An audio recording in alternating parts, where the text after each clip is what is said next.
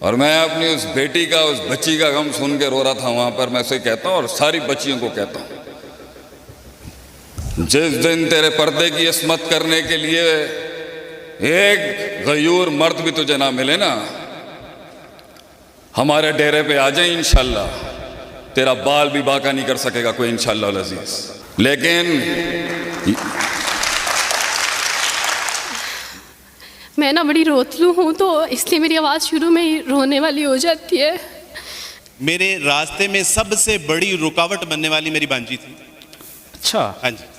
تو وہ اتنی رکاوٹ کہ میرے لیے بد دعائیں کیا کرتی تھی کہ یہ جس نے اسلام قبول کر لیا ہمارے ماموں جان نے اور ہمارے بچے بچیوں کو گمراہ کر رہے ہیں، تو لٹرلی اس کے میرے لیے دعائیں کیا کرتی تھی جولی اٹھا کے کہ اللہ سبحانہ تعالیٰ جی ان کو واپس عیسائیت میں لے آئے. یہ وہی تھی انہیں جنہوں نے خود بعد میں خود اسلام قبول کر لیا. اللہ سبحانہ تعالیٰ کی توفیق سے. الحمدللہ. کیونکہ انہوں نے جولیاں اٹھا کے شیخ صاحب میرے لیے بد دعائیں کی، میں نے جولیاں اٹھا کے ان کے لیے دعائیں کی، اور بالآخر میری دعا ان کی دعا پہ غالب آ گئی. آپ تمام احباب کے سامنے تشریف لا رہی ہیں بیٹی چاند احمد، اور 2 سے 3 منٹ میں یہ جو ہے وہ اپنی مختصر روادات آپ احباب کے سامنے پیش کریں گے. پورے انہماک کے ساتھ سماعت فرمائیے. السلام علیکم ورحمۃ اللہ وبرکاتہ. امید کرتی ہوں آپ سب بہن بھائی خیریت سے ہوں گے، اور اللہ تعالیٰ ہم سب کے روزے ہمارے اعمال کو قبول فرمائے. میں نا بڑی روتلو ہوں، تو اس لیے میری آواز شروع میں ہی رونے والی ہو جاتی ہے. ہاں، میں وہی انسان ہوں جو وارث ماموں کے لیے بد دعائیں کرتی تھی، لیکن میں ابھی پیچھے ایک بچی کو بتا رہی تھی کہ وارث ماموں اپنی جھولی اٹھا کے راتوں کو دعائیں کرتے ہوتے تھے کہ چاند اسلام قبول کر لے.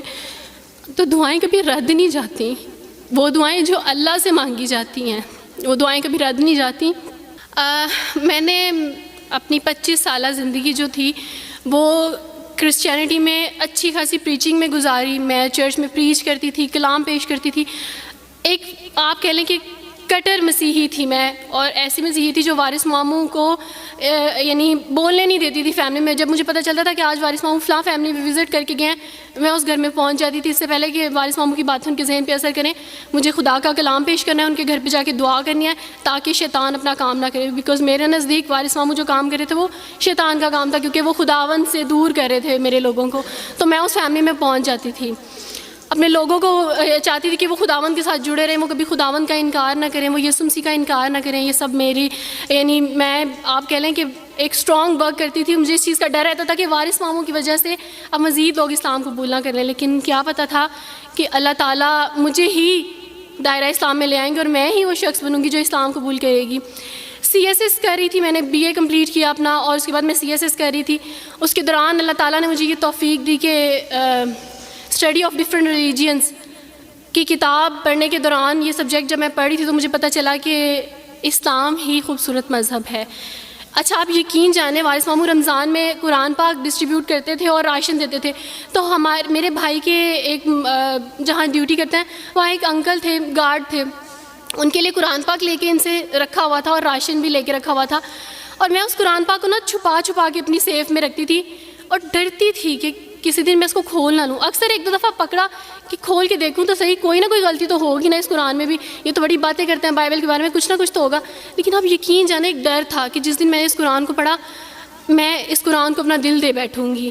اور وہی ہوا کہ جب میں نے قرآن پڑھا تو میں اس پر ایمان لائے بغیر نہیں رہ سکی. ایک رات وارث ماموں کو کال کی اور ان سے کہا کہ 2 بجے کا لگ بھگ ٹائم تھا، اور ان سے کہا کہ وارث ماموں مجھے آپ سے ضروری بات کرنی ہے. تو انہوں نے کہا کہ کیا بات ہے بیٹی، کوئی زندگی موت کی بات ہے؟ تو میں نے کہا کہ ایسا ہی سمجھ لیں، میں رو رہی تھی.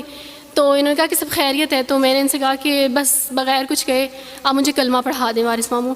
اور وارث ماموں اور میں بالکل خاموش تھے. یعنی وارث ماموں کہتے ہیں کہ اس وقت مجھے لگا کہ جیسے میرا دل پھٹ جائے گا. مجھے یقین نہیں آ رہا تھا اپنے کانوں پہ کہ وہ جو سب سے بڑی رکاوٹ تھی وہ مجھے خود کہہ دیا کہ مجھے کلمہ پڑھا دیں. اور میں نے ان سے 5 منٹ کا یعنی اسپیس لی کال پہ، اور 5 منٹ میں میں نے دعا کی. لیکن اس کے بعد میں نے کہا کہ اگر میں حق پہ ہوں، سچ پہ ہوں، تو بس پھر خداوند اس کو ہو لینے دے. اور وہی ہوا، میں نے اسلام قبول کیا اور سوچا تھا کہ CSS کمپلیٹ کرنے کے بعد فیملی میں اناؤنس کروں گی. لیکن اللہ تعالیٰ نے کچھ اور منصوبے بنائے ہوتے ہیں، انسان کے کچھ اور منصوبے ہوتے ہیں. آپ یقین جانے میری فیملی کو جلدی پتہ چل گیا. ایک رات میرے بابا نے وارث ماموں کو گھر بلایا اور ان سے کہا کہ ہم چاند کی شادی کرنا چاہتے ہیں, آپ اس سے پوچھ دیں کہ اگر کسی کو پسند کرتے ہو تو ہم اس کی شادی اس سے کر دیں, ہم جو ہے نا وہ اس کی مرضی کے خلاف نہیں جائیں گے. تو میں نے ان سے کہا کہ آپ ایسا نہیں کر پائیں گے. انہوں نے کہا کہ نہیں ہم کر سکتے ہیں. مجھے یہ تھا کہ مجھے پچھتاوا نہ رہے کہ میں شاید اس دن پاپا سے بات کرتی تو پاپا مان جاتے. تو میں نے ان سے کہا کہ پاپا میں ایک مسلمان مرد سے شادی کروں گی, آپ ایسا میرے لیے کر سکتے ہیں؟ اگر آپ کسی مسلمان سے میری شادی کریں گے تو ٹھیک ہے, میں شادی کرنے کے لیے تیار ہوں. میری گھر میں ایک سناٹا چھا گیا اور اس خاموشی کے بعد جو ہے یعنی سب فیملی والے رونے شروع ہو گئے. انہوں نے کہا کہ آپ اپنے مذہب میں واپس آ جاؤ. لیکن یہ ہے کہ میں دین اسلام قبول کر چکی تھی. آپ یقین جانیں جس طرح لوگ مختلف ہیں اسی طرح ان کے مسائل بھی مختلف ہیں. مجھے مینٹلی بے انتہا ٹارچر کیا گیا. مینٹلی مجھے یعنی اس چیز کا احساس دلوایا گیا کہ ماما پاپا روتے ہیں. میرے پاپا نے آپ یقین جانیں خود کو پھانسی لگانے کی کوشش کی میری آنکھوں کے سامنے. میری ماما نے خود پہ پیٹرول ڈال دیا اور خود کو جلانے کی کوشش کی میری آنکھوں کے سامنے. اور میں اپنے روم میں بیٹھی یہ کہتی تھی کہ اللہ اگر میں حق پہ ہوں نا تو میری فیملی کو کچھ نہیں ہونا چاہیے. پھر بہرحال مجھے میری فیملی سے نکال دیا گیا یہ اس ڈر سے کہ میری وجہ سے دوسرے بہن بھائی بھی اس راہ پہ نہ چلے جائیں. اور وارث ماموں کو بلا کے مجھے گھر بھیج دیا گیا, ان کے گھر بھیج دیا گیا. جب میں گھر سے آ رہی تھی تو وارث ماموں نے کہا کہ بیٹی اگر آپ کا کوئی سامان ہے تو آپ لے لیں. تو میں نے ان سے کہا کہ اس گھر سے صرف ایک ہی چیز میرے ساتھ جا رہی ہے اور وہ ہے میرا نام جو ماما پاپا نے مجھے دیا تھا. میں چاند رات پہ پیدا ہوئی تھی اس لیے انہوں نے میرا نام چندہ رکھا تھا. بس وہ نام لے کے آئی. آپ یقین کریں ہمیں کہا جاتا ہے جبراً اسلام قبول کیا جاتا ہے. اسلام قبول کرنے کے بعد وہ جبر کیا جاتا ہے کہ آپ سوچ بھی نہیں سکتے. آپ کو اپنے ماں باپ سے ہی ملنے نہیں دیا جاتا, آپ کو اپنے ہی چھوٹے بہن بھائیوں کے پاس نہیں جانے دیا جاتا. آپ ہاسپٹل میں تھی ڈیلیوری کے ٹائم. آپ یقین جانے میرے پاس کوئی بھی نہیں تھا جو مجھے بیڈ سے اٹھا کے بٹھا سکتا. ایسے موقع پہ مجھے اپنے اپنوں کی ضرورت تھی لیکن میرے اپنوں کے جبر نے میری ماما کو مجھ سے دور رکھا. میرے بہن بھائیوں کو میرے کرسچن کولیگس نے ہی میری فیملی کو پریشرائز کیا کہ اس کو فیملی سے نکال دیں کیونکہ اگر آپ اس کو ملیں گے تو مزید لوگ بھی عبدالوارث کی طرح چندہ کی طرح اسلام قبول کریں گے. میں نا ہاسپٹل میں لوگوں سے کہتی تھی کہ مجھے بیڈ سے اٹھا کے بٹھا دیں, سیزیرین کے بعد میں اٹھ نہیں سکتی, میرا بیبی رو رہا ہے, کوئی مجھے بیبی پکڑا سکتا ہے. آئیڈیا ہی نہیں تھا ہاسپٹل میں کیا کیا لے کے جاتے ہیں. میرے پاس ایک ایسا دوپٹہ نہیں تھا جو میں چینج کر سکتی. ایسے موقعوں پہ آپ یقین جانیں آزمائش اور جبر اسلام قبول کرنے کے بعد ملتا ہے. مجھے آپ سب سے توقع ہے, آپ سب اسلامک اداروں سے توقع ہے کہ اب آپ ہمارے لیے اسٹیپ لیں. ہمارے اپنوں نے تو ہمیں چھوڑ دیا, انہوں نے جو ہمارے ساتھ جبر کیا اس جبر کے بدلے آپ ہمارے ساتھ نیکی کریں. اب آپ کیا اسٹیپ لیتے ہیں نیو مسلمس کے لیے جن پر یہ الزام لگایا جاتا ہے کہ ان پہ جبر کیا جا رہا ہے؟ ہم پہ جبر نہیں, ہم پہ جبر اسلام قبول کروانے والوں نے نہیں کیا, بلکہ جن کے گھروں سے ہم آئے تھے اسلام قبول کرنے کے بعد جبر تو ان کی طرف سے تھا. کبھی کٹے بیٹھ کے روئیں گے.